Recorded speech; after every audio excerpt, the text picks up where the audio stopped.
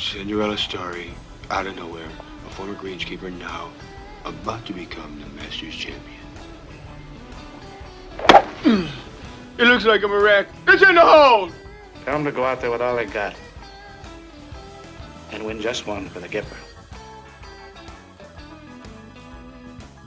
We have who's on first, what's on second, I don't know who's on third. Life is a banquet, and most poor suckers are starving to death.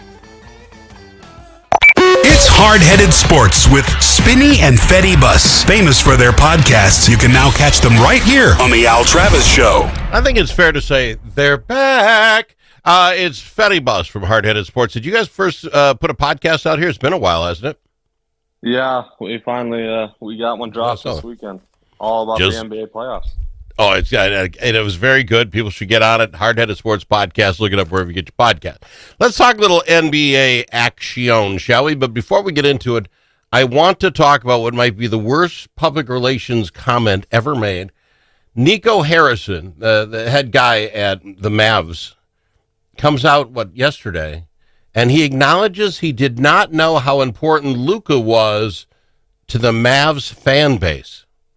Yeah. How is that even possible? Best player? I mean, they did a 5-minute thing when he went back, a video, people crying for this cat, and the GM didn't know it? Didn't know how important it was? Come on. There's no way you don't know that. That's just, it's literally common knowledge. That doesn't make any sense to me. But then again, this is the guy who traded Luka Doncic, who immediately, also like this comment, didn't have to say this, immediately came out after the trade and said that we didn't even try to shop him around. We just immediately tried to trade him to the Lakers. Another thing you didn't have to admit to the world. This guy's been doing crazy things from the get-go, so it shouldn't surprise us, honestly. Worst presser ever. Even if that's true, you had no idea, and now you're realizing it. Oh, I should put a presser out and let people know how stupid I am. That's just the dumbest comment ever. Yeah. All right, let's talk some of the NBA because we haven't talked for a while, and there's a lot of good stuff, bad stuff. Of course, Saturday, we'll go back to Saturday. A lot of these games weren't worth really watching. They were kind of lopsided blowouts. The Timberwolves game, we'll talk about that in a second, but I guess the day I'm looking at is Sunday. Is there any reason to think the Grizzlies and the Thunder, if there's any reason to tune into that game? Sunday's games, one was a 51-point blowout. One was a 17, one was a 21-point blowout. There's only one good game on Sunday. ABC lost their shorts. This Thunder-Grizzlies matchup, did you watch that debacle? No, I did not. Honestly, I didn't expect any of those three series you just mentioned to be close. I had all those 4-0 or 4-1 wins, so none of those scores really surprised me there. I guess the fact that the Thunder looked that good with SGA not really playing that well, that's what surprised me. So that's a little scary as a Wolves fan, just knowing that they're lurking there and you'd have to beat them to get all the way to the finals. So. What gets me is the other game, the Cavaliers-Heat. Cavaliers are going to blow the Heat out. There's no doubt. The Heat are a 37-45 team. They're 8 under 500. They shouldn't be in the tournament in my book. They're going to lose by 20 points every game. The Cavs look like they're walking through that. But the Grizzlies, on their hand, they were in that same pack with the rest of the West, right? The also-rans. Yeah. But look what that could have been us. That could have been the Wolves. Just a trouncing. That would have been the worst case scenario if we somehow ended up with the 8th seed. Let's bust down the Warriors quick. The Warriors end up beating the Rockets. I call them winning that series, and I think it's going to go to 7 games. But the Warriors look pretty good, actually. Keeping the Rockets at 85? Come on. Yeah, the Warriors carried by Jimmy and Steph as expected offensively. Draymond was pretty good defensively. Other than Sengun, there wasn't anybody that showed up for the Rockets that game. So Jalen Green, obviously, and Fred VanVleet being the ones 3 for 15, 4 for 19. Yeah. They have no chance in the series if those two guys are going to be shooting like that. So they need a much better performance, and they gotta take this game 2 at home because they can't go back to Golden State down 2-0 or they're done. No, they will be done. On the other game on Saturday, then let's talk Pacers down the Bucks. I thought the Bucks would give this a bigger run. They lose by 19 points, but the Pacers, they're just too long and lanky and young. They just overran them. Yep, I had the Pacers in 6 in this series just for that exact reason. I didn't know outside of Giannis if any of their other players could keep up with the guys on the Pacers. Like you said, they're just so young and fast. They'll pressure you full court, then the second they get a stop, they're out and running and transition on offense. So they're just nonstop running. And some of the guys like the Bucks rely on, I just had no faith in. Taurean Prince, Kyle Kuzma, like these aren't guys I trust in a playoff series. So that's why I had to go Pacers in that one. But things will get more interesting when Dame's back. He's going to be back here for either game 2 or game 3. So we'll see. Yeah, other games we've already seen a second now from last night. We'll talk the Clippers-Nuggets on Saturday. The Nuggets squeak it out. These were always going to be the good games. This is that pack of second also-rans in the West. Good ball game, 112-110. And then you look at what happened last night. It was 105-102. That series tied up 1 apiece. This might be the most entertaining series of them all. Am I wrong?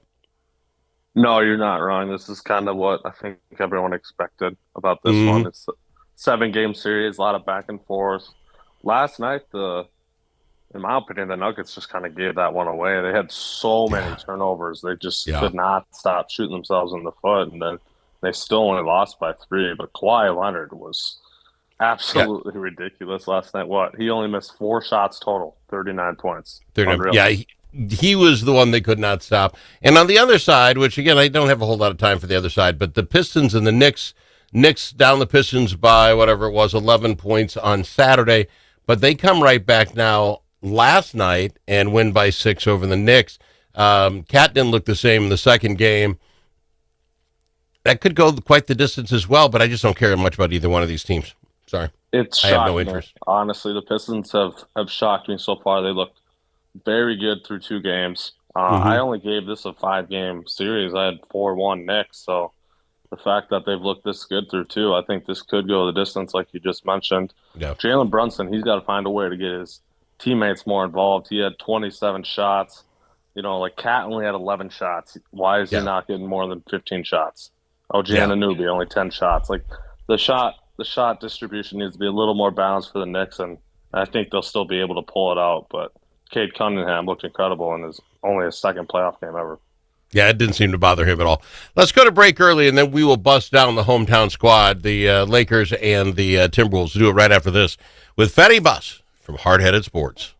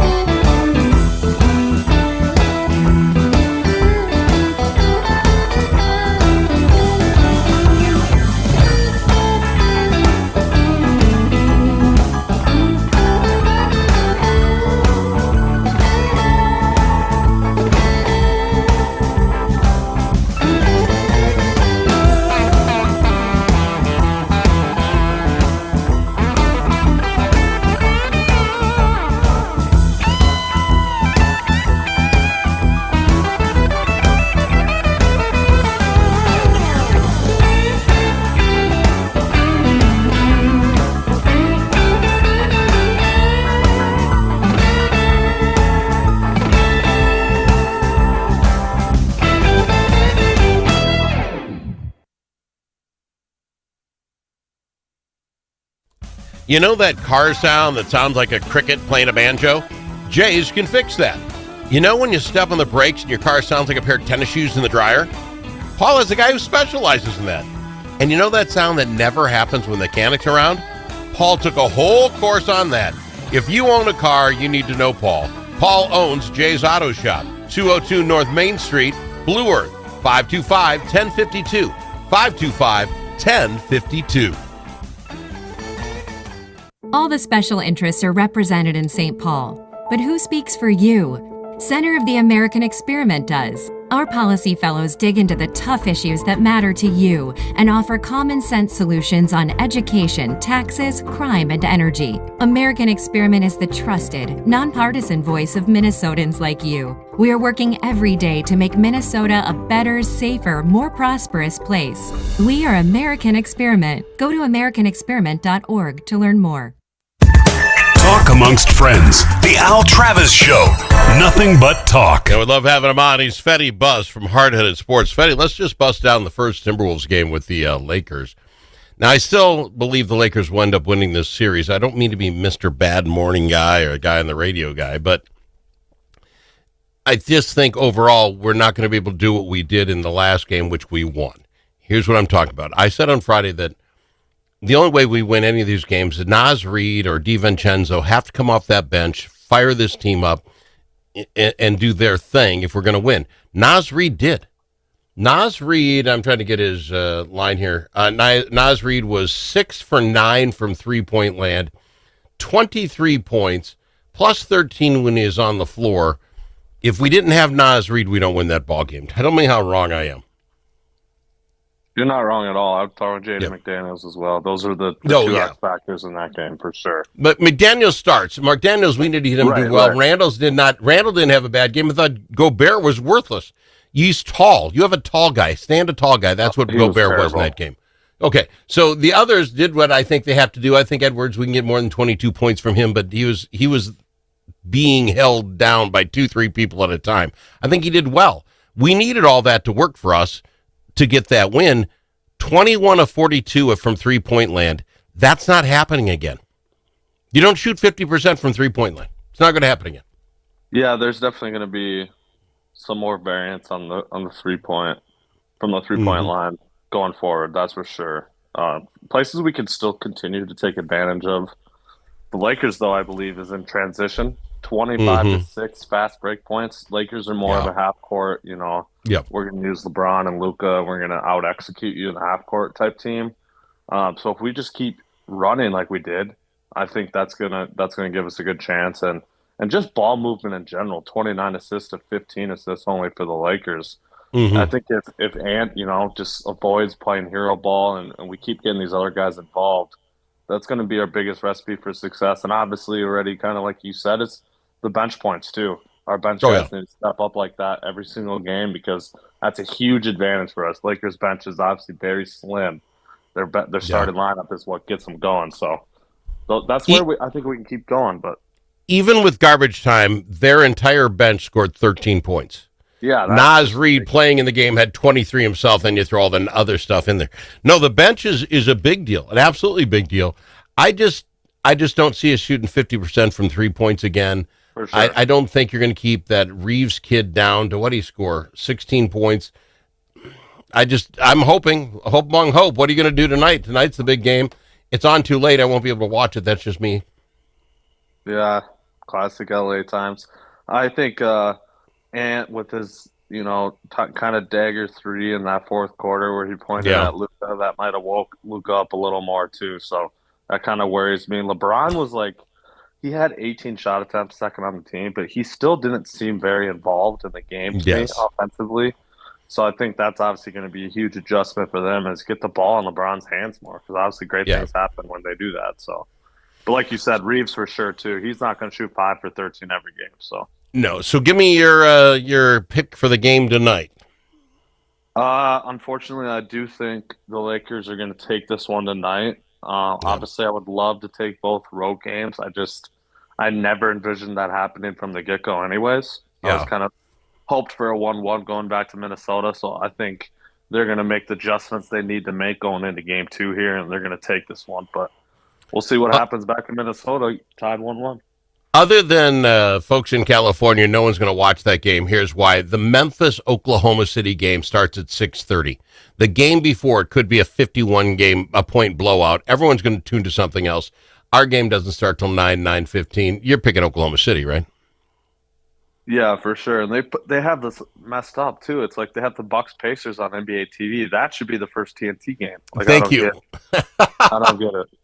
They want to force people to buy that NBA TV. It's ridiculous. No one's going to do it. All right, appreciate that. Can we talk some Minnesota Twins real quickly, my friend? Yes, one last very quick statement. The Thunder are 14.5-point favorite tonight. That's one of the biggest spreads I've ever seen in a playoff game. Yeah, that's what I say in a playoff game. Yeah, the Twins, this has gotten so bad for our Minnesota Twins, the hometown fans, that they came up, they have an acronym for everything, but the Twins have an Adams ball percentage of 259 when you hit the ball, but you hit them atom.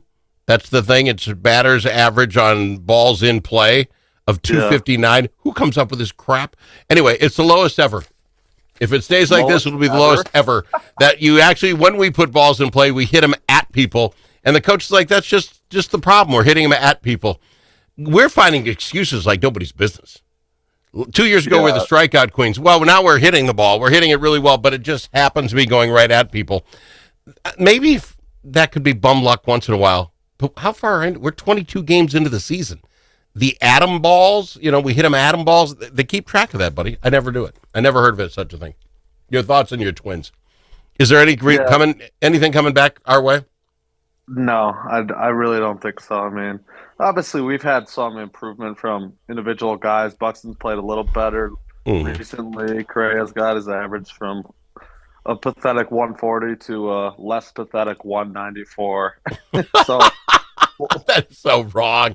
Okay, go ahead. I'm sorry. I laugh at you. No, I'm just saying we've just slight improvements. Obviously, none of those numbers are where we need them to be, but we're trending in the right direction, which is all we kind of need to see at this point. 211 though, team average. Oh, that's just killer. 282 on base percentage. We can't even get on base over 3 times out of 10 at bats. Ultimately, if our bats don't get going, this is kind of what we're in for as Twins fans, I think. Okay, that's terribly depressing. And do you see anything as far as the pitching coming around? We're only 2 games ahead of the White Sox. The White Sox are picked to not win 50 games this year, and we're 2 games ahead of them. That's all you really need to say. This is sad, and we have them coming to town. Even when we took on the Braves are having a horrid season, and they swept us. Give me your thoughts. It's a Twins, Whites. Who's going to go to the games? Do you know back when the Mets were in town, we had the lowest attendance at a Twins game in this stadium ever? I mean, outside of COVID days. We broke that. And now you have the Twins, White Sox in town. If the sun even has a chance of coming out, who's going to that game? That's the thing. I think it actually is supposed to be decent weather today. Tomorrow, there's going to be 0 people there. That's what I'm saying. I got lawns to mow. I'll mow my lawn before I take time to go to that game. For real. The game that we set the lowest attendance record in, too, I felt like they were even almost lying about the 10-ish thousand people because I saw the picture of the stadium. I was like, there's not even 10,000 there. There's no way. Well, that was paid. People had bought. I bet you there weren't probably 8,000 people there because the others didn't show. That was paid. So you got these corporations bought five tickets for whatever, and they didn't go because they suck so bad. So what are your thoughts on the White Sox? Can we turn it around? Is the White Sox the team we can get some mojo going? Or are we looking to split with these guys? We have to, right?